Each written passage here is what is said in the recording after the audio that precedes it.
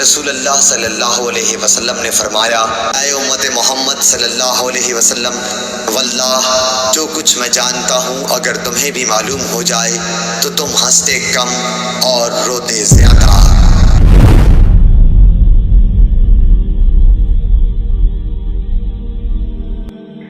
وَلَقَدْ ذَرَأْنَا لِجَهَنَّمَ كَثِيرًا مِنَ الْجِنِّ وَالْإِنسِ، اور بے شک جنوں اور انسانوں کی اکثریت ہم نے پیدا ہی دوزخ کے لیے کی ہے۔ وَلَقَدْ ذَرَأْنَا لِجَهَنَّمَ كَثِيرًا مِنَ الْجِنِّ وَالْإِنسِ، اور بے شک جنوں اور انسانوں کی اکثریت ہم نے پیدا ہی دوزخ کے لیے کی ہے۔ اللہم اجرنا من النار، آمین۔ لیکن یہ اللہ نے کوئی ظلم نہیں کیا، بلکہ اللہ تبارک و تعالیٰ نے اس کی ریزن بھی بتائی ہے۔ یہ اللہ کا ایکسپرٹ اوپینین ہے کہ یہ جو انسانیت اور جنات یہاں پہ آباد ہوئے ہیں، ان میں سے الٹیمیٹلی اکثریت دوزخ میں ہی جائے گی، بڑے کم لوگ ہوں گے جو جنت میں جانے میں کامیاب ہوں گے۔ جو سورۃ العصر میں بھی آیا، والعصر ان الانسان لفی خسر، زمانہ گواہ ہے اس بات پہ کہ ساری انسانیت گھاٹے میں ہے، سوائے ان لوگوں کے جو ایمان لے آئے، نیک اعمال کیے اور نیکی کی تلقین کرتے رہے اور صبر کی تلقین کرتے رہے۔ اس کے علاوہ پوری کی پوری انسانیت گھاٹے میں۔ اور دیکھ لیں زمانہ گواہ ہے کہ حضرت نوح علیہ السلام کے مخالفین تباہ و برباد کر دیے گئے، صرف 78 لوگ جو ہیں وہ کامیاب ہوئے۔ حضرت لوط علیہ السلام کی 2 بیٹیاں ان کے ساتھ بچائی گئیں، ان کی اپنی بیوی بھی اور پوری قوم تباہ کر دی گئی۔ پوری انسانیت گھاٹے میں چلتی آ رہی ہے، سوائے ان لوگوں کے کہ جو ایمان لے آئیں گے، نیک اعمال اختیار کریں گے اور حق بات کی تلقین کریں گے اور صبر کی۔ یہاں پہ سورہ الاعراف کی آیت نمبر 179 میں ہے کہ بے شک جنوں اور انسانوں کی اکثریت پیدا ہی دوزخ کے لیے ہوئی ہے۔ بولے اعوذ باللہ تعالی۔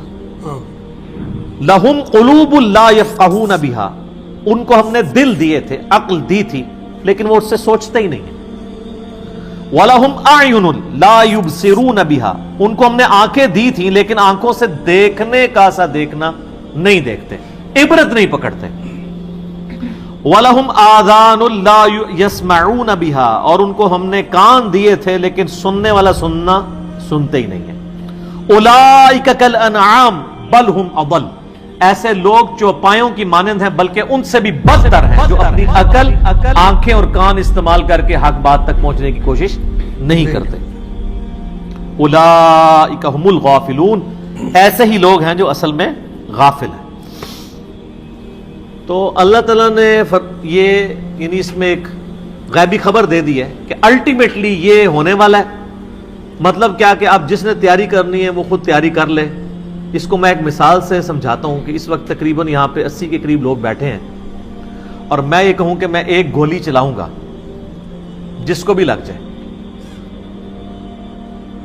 تو ہم میں سے کیا ہر شخص یہ سوچے گا کہ یار ایک ہی گولی ہے، 80 بندے ہیں، کسی اور کو ہی لگے گی، ضروری ہے مجھے ہی لگنی ہے؟ ایسا تو کوئی نہیں سوچے گا، سب دڑکی لگا دیں گے۔ لیکن آخرت کا معاملہ کیا ہے؟ بخاری اور مسلم دونوں کی حدیث ہے، متفق علیہ، کہ آدم علیہ السلام کو حکم ہوگا کہ جنتیوں اور دوزخیوں کو الگ کرو۔ حضرت آدم علیہ السلام پوچھیں گے کہ اے اللہ کتنے جنتی اور کتنے دوزخی؟ تو اللہ تعالیٰ فرمائے گا ہر 1000 میں 999 دوزخی اور صرف 1 جنتی۔ تو یہاں اگر 1000 بندہ اور میں کہوں ایک گولی چلے گی، ہر بندہ بھاگنے کی کوشش کرے گا، لیکن آخرت کے بارے میں یہ حال ہے کہ ہر ایک بندہ یہ امید لگایا ہوا ہے کہ وہ جو ایک بچے گا نا وہ میں ہوں گا۔ اور ادھر 1000 بندے کے اوپر ایک گولی چلائی جائے تو 1000 کا 1000 سوچے گا جو ایک پھٹکے گا وہ میں ہوں گا۔ بالکل 180 ڈگری سوچ ہے۔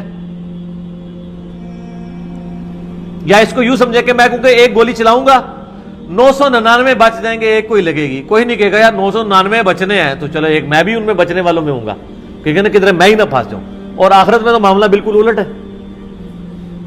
بہت کریٹیکل ایشو ہے، انسان کو اپنی آخرت کی فکر کرنی چاہیے، اللہ کو سیریس لینا چاہیے۔ جو لوگ دنیا میں اللہ کو سیریس لیتے ہیں وہی اپنی اصلاح کر لیتے ہیں، ورنہ اللہ تو بے پرواہ ہے۔ یقین کریں، پوری کی پوری انسانیت دوزخ میں چلی جائے اللہ کو کوئی پرواہ نہیں ہے، پوری کی پوری انسانیت جنت میں چلی جائے اللہ کو کوئی پرواہ نہیں ہے۔ اور یہ جو اکثر لوگ مثالیں دیتے ہیں کہ جی دیکھیں کوئی ماں اپنے بچے کو کیسے دوزخ میں پھینک سکتی ہے، تو اللہ تعالیٰ تو ماں سے بھی بڑھ کے محبت کرتا ہے، وہ کیسے پھینکے گا؟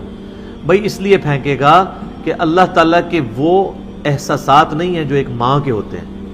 ماں تو اپنی نفسانی خواہش یا محبت کی وجہ سے مغلوب ہو جاتی ہے، لیکن اللہ مغلوب نہیں ہوتا. اللہ تعالیٰ کیا فرعون سے اس کی ماں سے بڑھ کے محبت کرتا ہے جو اس کا باغی ہے؟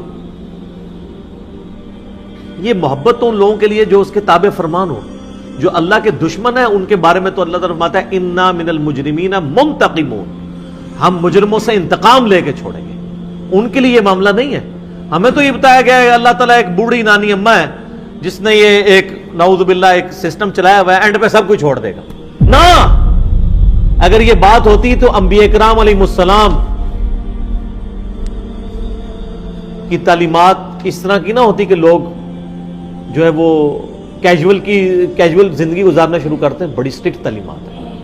جامع ترمذی میں حدیث ہے کہ سیدنا عثمان غنی رضی اللہ تعالیٰ عنہ علیہ السلام کے بارے میں آتا ہے کہ وہ جب کبھی قبرستان جاتے تو اتنا روتے کہ ان کی داڑھی آنسوؤں سے تر ہو جاتی. تو صحابہ پوچھتے کہ آپ کے سامنے جب جہنم کا ذکر ہوتا ہے آپ پہ اتنی خشیت طاری نہیں ہوتی، لیکن قبرستان میں قبر کے سامنے یہ معاملات آپ کے ساتھ کیوں ہوتے ہیں؟ تو انہوں نے کہا کہ میں نے نبی علیہ السلام سے خود سنا تھا کہ قبر آخرت کی منزلوں میں سے پہلی منزل ہے، جس کی یہ منزل پھنس گئی اس کی اگلی منازل مشکل ہو جائیں گی، اور جس کی یہ منزل آسان ہوئی اس کی اگلی منازل آسان ہوتی چلی جائے گی. یہ وہ شخص کہہ رہا ہے جسے 3 دفعہ جنت کی بشارت ملی ہوئی ہے.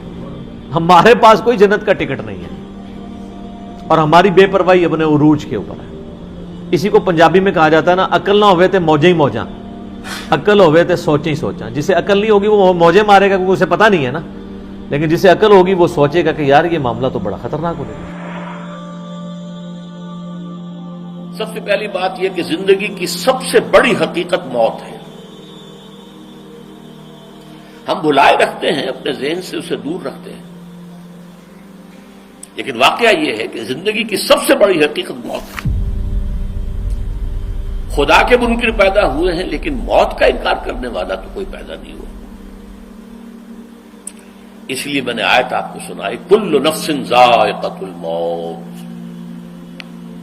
ہر ذی نفس کو موت کا مزہ چکھنا ہے، ہر جاندار کو موت کا مزہ چکھنا ہے. ثم الینا ترجعون، پھر ہماری طرف لوٹا دیے جاؤ. تو زندگی کی سب سے اہم حقیقت موت، اور موت کے بعد رجوع اللہ،